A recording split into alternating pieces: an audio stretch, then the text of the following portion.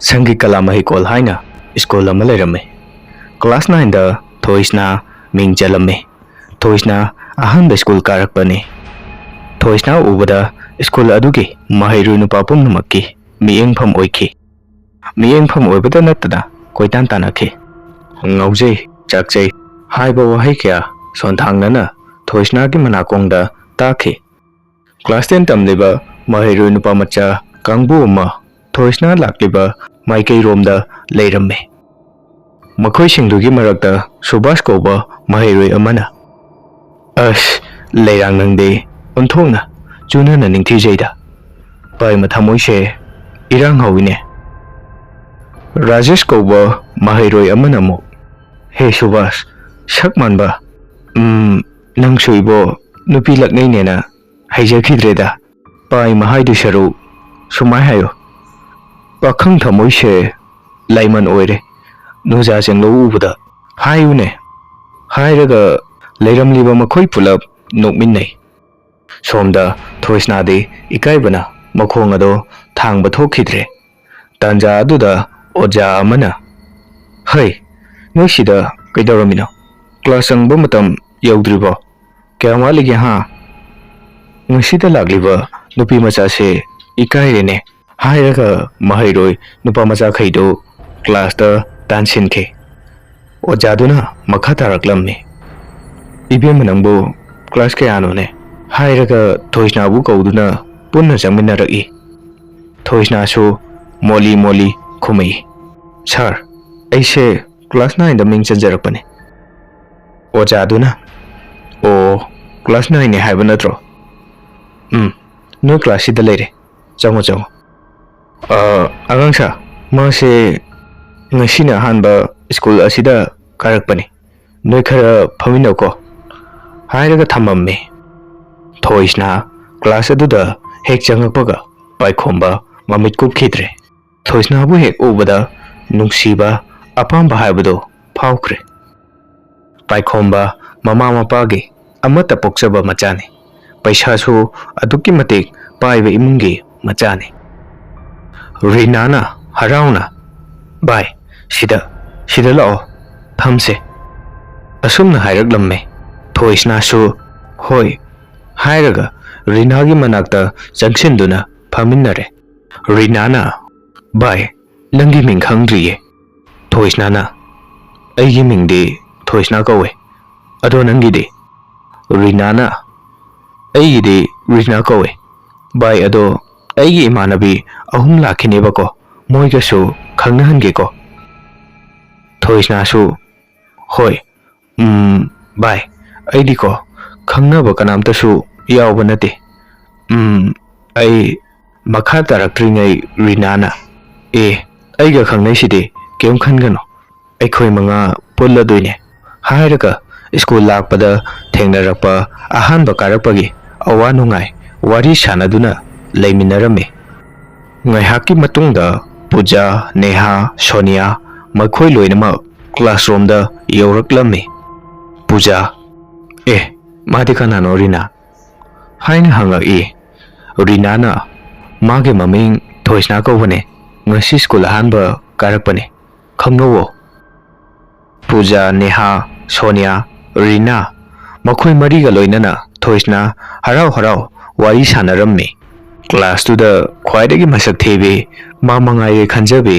मान हेली खंजबे रेसमासु लाकलम्मे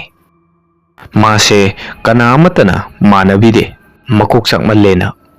रेसमा थोइसना हेक उबगा सककतक रीना कनानो सिदी रीनाना ngasiта कारकपने अखोई क्लास दा अनवने मासु सिदा तमनदुने सोनियाना ओह रेसमा से नुंगाइतेदा सावबना मै हौरमनिबो मासे मंगोंदगी फजबा हेनबा यादबने कैनोमनि मासे हाइरगा नोकमिन्नै रेसमागी गेंग खुपुसु क्लास 2 दा यौरक्लम्मे कविताना रेसमा कनानो सिदा हुई मानबे अमा उइदा लवलीना होइने हाइरगा मखोय मसेम ओनसिनदुना करेम कथाइनदुना नोकमिन्नै मतौ असुम तौदुना क्लास मथंग मथंग हौख्रे हाफ थाबा मतमने रेशमा होय गेंग खुपुदी फट लाउना हाइदोआगा चटख्रे रीना नेहा पूजा सोनिया मखोइना थोइसना लाओ अचापु चारुसे कैंटीन दा तंजा अदुदा पाइखोंबो होय पार्टी सु अखोइसु खिते यावजगे यागद्रो पूजाना यारो यारोय पैसा का यावजदेको नोइ चानबा पाइखोंबना हेरा अदुगिबो अई लोइलेदगिसे केम खल्लुनो अईसु नुपा मचानी कइनो अदुगिबो हाइरगा थोमिनरई पाइखोंबना पामजबदी थोइसनागी मनाक्ता नक्सिनजरगा लेजबदुनी अदुनबो तिननम होनरगलिबनी मतम असुम हौखिबना थोइसना मयुमदगी लाइनदा दुम चटपा वाई हाइना क्लास 10 थादकसु कुइद्रे हाइना स्कूल की बोर्डिंग दा मम्मागा मपागना थमलम्मी थोइसना मागी मपोन मचै लुइना मागी लेफम कादा चंगदुना थमलम्मी अदुबो कादुदा मंगोंदा कैनोमदी फावरम्मी इहै हैनादबमा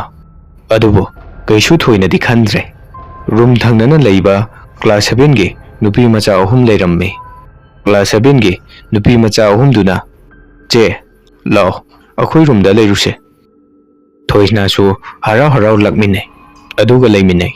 नकल अमरोंगे बोर्डिंग दा क्लास 10 गे नुपी मचा कुनमु लेरम्मी मतम असुम हौखिबना नुमित तारकले बोर्डिंग दा लेरिबा छात्र सिंह लाइरिक तौबा लोइरदुना चाक चानबसु लोइरगा मागी मागी रूम दा तुम्बा चंगनरम्मी थोइसनादी अहन लाक्पा ओइबनिना क्लास 7 गी अंगांग अमगा तुमिनरम्मी अहिंगे पुंग अमा मखाई मुक ताबदा नुपी अमना यामना निंगमदना कन्ना कप्पगी मखोल अमा तारकई थोइसना कीबना लोइरे क्लास 7 गी अंगांग अदु हौदोई काजल काजल अंगांग दो ममित के फागली फागली चे कइदौरगे थोइसनाना नुपी मा कपी से ताब्रा काजलना चे कनाम कपतिए आइरे चे अयम तुमनिंगे तुमगेको हाइना अंगांग अदु तुमथख्रे थोइसनादी कीबना लोइरे मको अदु कुपसिलगा कन्ना तुमनमा होतनै थोइसनाना खल्ली कइनो मोइना कपति हाइसिबो सुकन्ना कपलिसिबो अइदी कीबना लोइरे कनाम तादब जाला खंगदेमे रुपी अदुसु कपतोख्रे थोइसनासु तुमथख्रे मथंगी नुमितनी थोइसना अयुक ngana हौदुना लाइरिक तौरम्मी क्लास 7 गे नुपी मचा अमना चे थोइसना ngarang kauri ido kaigino aidi tumbu tumthakhraba adum tarang chale thoisna su nupi ama kapado haidoktre mathanta angau bi taraga toglani khanbada kiresu kina kem haijadre thoisna na haira som tummabrana kaubanida aise khara ki gale adugine ngai hakki matung makhoi gi wardena makhoi gi breakfast sana ma haina कौरकलम्मी थोइसनागा class 7 गे नुपी मचा अदुगा चा थंगनमा लौव थोगलकपदा class 10 गे नुपा मचा तरुक तरेत मखोइसु चा चापोट लौव थोगलकलम्मी राजेशना हाइरे ओए लेसाबी नंगी मिंग कई कौगे पारीना अमो हे लग्नरुनुमे मी इकाई खिनिने राजेशना अमो नंको यारो कनो अशी नुपीसे मसक याम फजे अई मागी ममिंग खंगनिंगेबा हाइरगा कौरई क्लास 7 गे नुपी मचा अदुना हाइरई दाराजेश न अखोगी मिश्रा दादा हाइदुरो राजेशना प्रीति हाइदोकनोबा अचापो लेबिगे अदो नुइचे मसक फजेबिसे मिंगमता हाइरु उदना प्रीतिना अइबु हाइरद्रने थोइसना कौबने यारेको मिंग हाइरबनिना हाइरगा चटख्रे मतमदे सुम हौखिदुना स्कूल की मतम ओरकलदुना थोइसना स्कूल कारकलम्मे थोइसना क्लास चंगकपदा पाइखोंबना थोइसना ओंथोक्तुना यंगलगी पाइखोंबना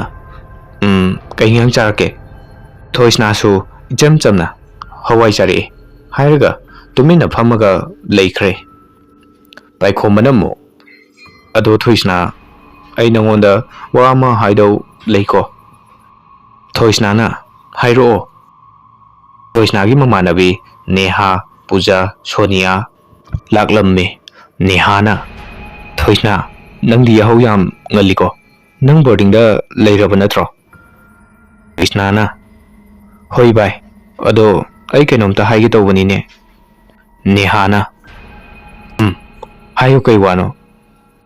thoisna yam kina hairi boarding se boot ka thokpro marang ahing nupi amana yam ningamdana kapam khol taingo Sonia na as talihe kijaye yamna Neha as ai boarding daga changa ke ga khalise talleda Pujana mo ado nui kanam tadi haido kanu ko si school se nupi ama si ki haineye thoisna di kivana loire kaino haisibo ai huren tumba gamta yara roingo noi changoba rani ngasi lakte ke dorage Pujana rani do masangam de haibane laktong mandre moi wari sanari kanda Resma hoi party laklammi aduga hairi Resma na Suni paikhombana asi newcomer sida mamit kup tangai yenglisina kaige ai khoidok sawali ko paikhombana asi nupi se pamba male Resma na paikhomba nang nangang lido kana duno paikhomba khangprek khangna ha kari ai kai dore haino nongleina yare bondu lo mapan thu se pung taraduna class mathang haukhre school choti tharaduna thoisna gi friend khai mayum da hanakhre thoisna yam tanna magi boarding da room da laklammi dress hongtoktuna potha minarami thoisna nungdang tarakani khanbada masado haifam khangduna nungaitre tanbana suyadre Miss Radana thongthilaki thoisna noi mamana nangya chawpa pirambani se haina pirame